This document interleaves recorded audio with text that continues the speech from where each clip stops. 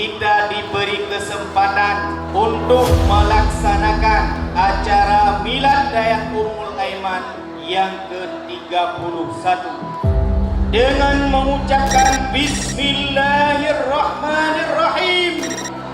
Acara Milad Dayak Ummul Aiman yang ke-33 resmi kita mulai.